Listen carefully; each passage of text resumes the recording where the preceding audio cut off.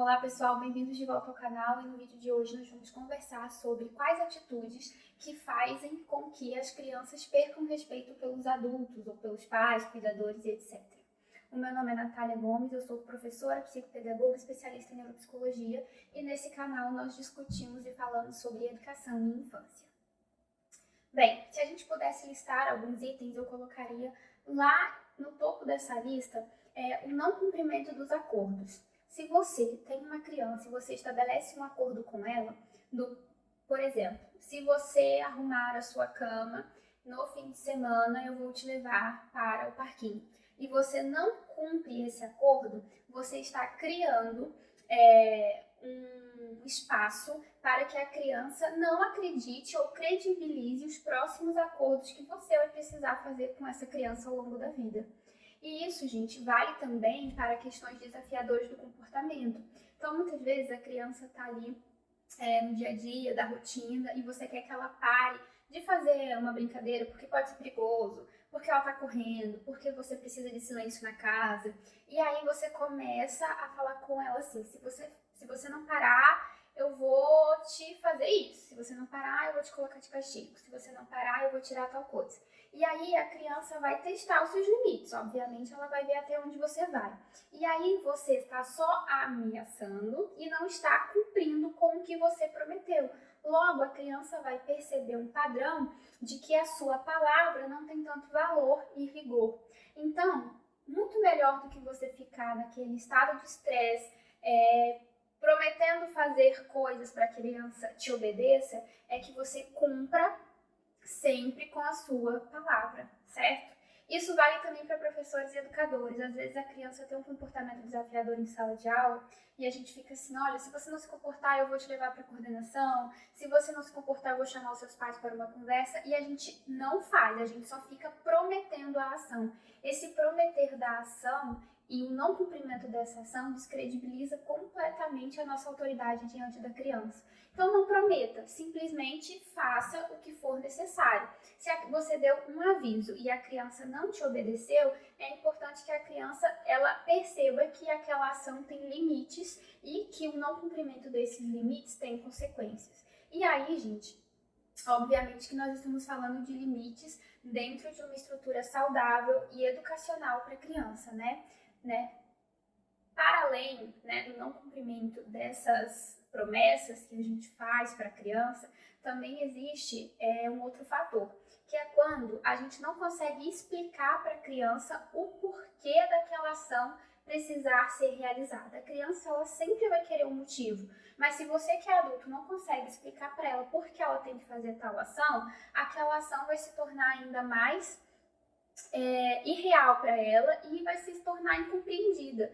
Então, no lugar de dizer porque eu quero que você faça, porque você tem que fazer, dialogue com a criança, explique para ela, olha, eu preciso que você faça silêncio, porque agora eu estou trabalhando, e quando eu estou trabalhando, eu estou cuidando do setor financeiro da nossa casa, para comprar, por exemplo, as coisas que você gosta. Então, assim, de um modo muito tranquilo, sem responsabilizar a criança, esse foi um exemplo, você sempre pode explicar para ela porque as regras existem. Ou, por exemplo, no lugar de você dizer, desce daí, sai daí, você tem que ser mais direto. Se você continuar a pular, você vai se machucar. Você quer se machucar? Você já pensou no que pode acontecer? Se você cair no chão, a sua cabecinha vai doer, você pode machucar o seu dedo, o seu braço, você não vai poder brincar depois, vai ficar dolorido. Então você pode, gente, até usar outros exemplos. Às vezes a criança já caiu, lembre ela das consequências.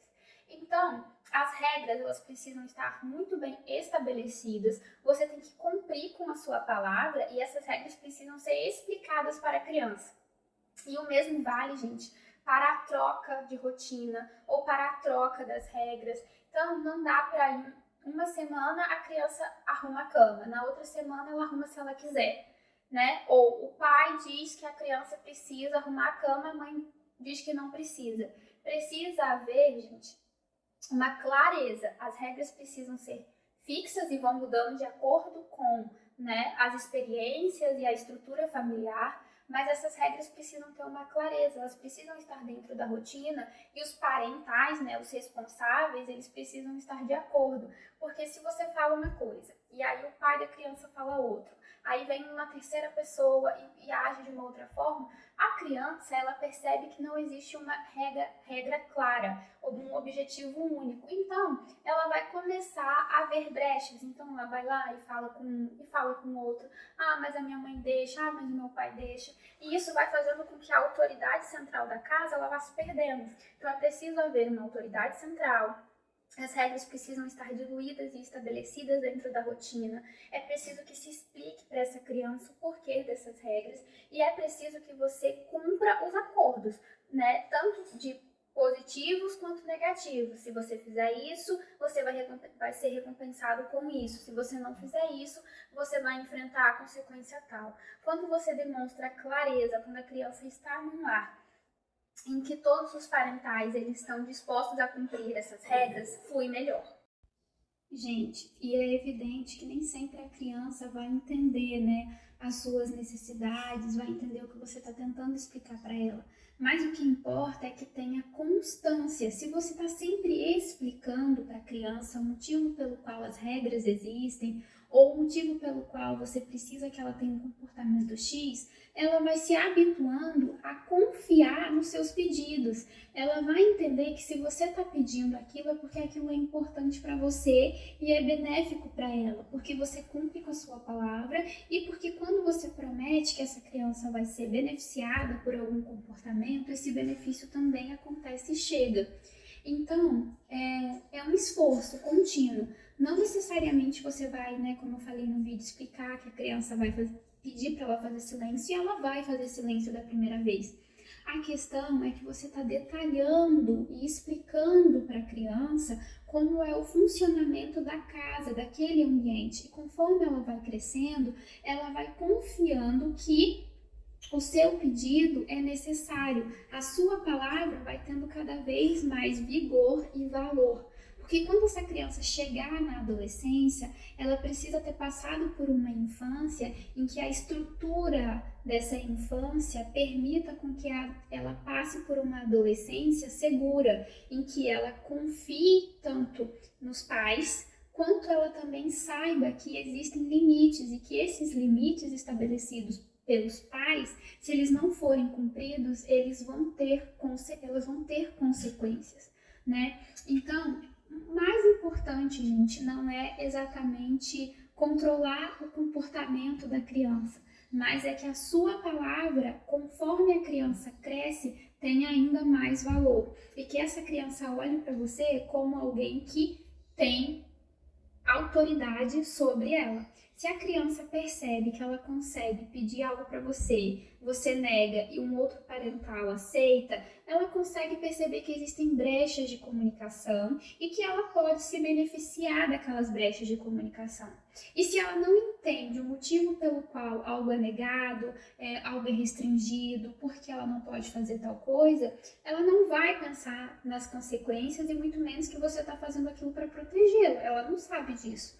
Então, por isso a importância do diálogo, tá, gente? E a autoridade sobre uma criança é construído com vínculo emocional e afetivo. Essa criança precisa se sentir segura com você. Ela precisa entender que o que você está pedindo e fazendo na rotina da família é para o bem-estar de todos. Então, evitar brigas com gritos, xingamentos, né? Em hipótese alguma, a gente deve utilizar de violência verbal, né? De violência física. Esse não é o meio para que você construa sua autoridade com a criança. Pessoal, eu sei que a construção da autoridade não é algo simples e fácil, né? De se resolver e de se construir. Mas a mensagem desse vídeo é justamente para que você foque nesse processo de construção.